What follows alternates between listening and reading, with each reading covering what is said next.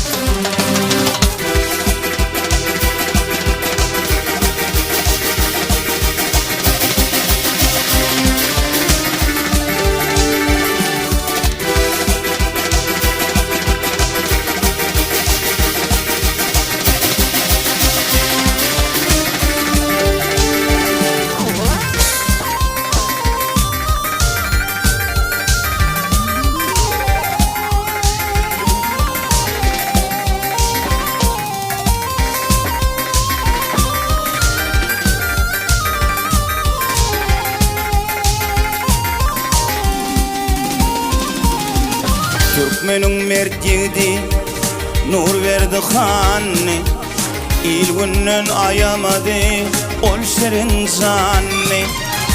Akalın mergeni ağazan hani, şolun şehit bolon yerine geldim.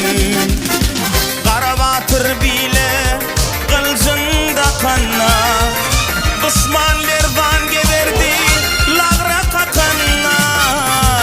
Akalati azdar olup bökönne, şolun fegüş kuran yerine geldim. Akalati azdar olup bökönne, şolun fegüş kuran yerine geldim. Kurban Muradişan gerçekler piri, doğa okulunu ayatta diri. Başım sana kurban gökte peşiri, Şopon Batır yatan yerine geldim. Göktepe'den rol mertlen akıllı, aydın fazla hoş geçiren akıllı. Tapar Murat Baba oğul nefili, ile hormat koyun yerine de geldim. Tapar Murat Baba oğul nefili, ile hormat koyun yerine de geldim.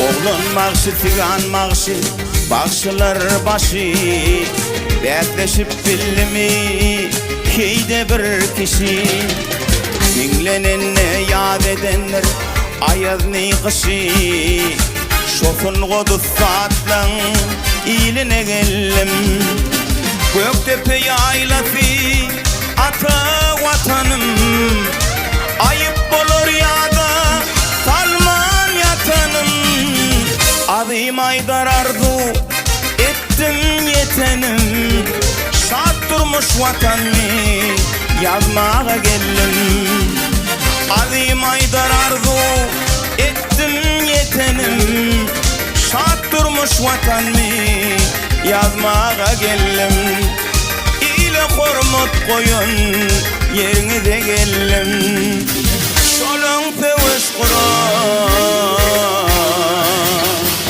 yerine geldim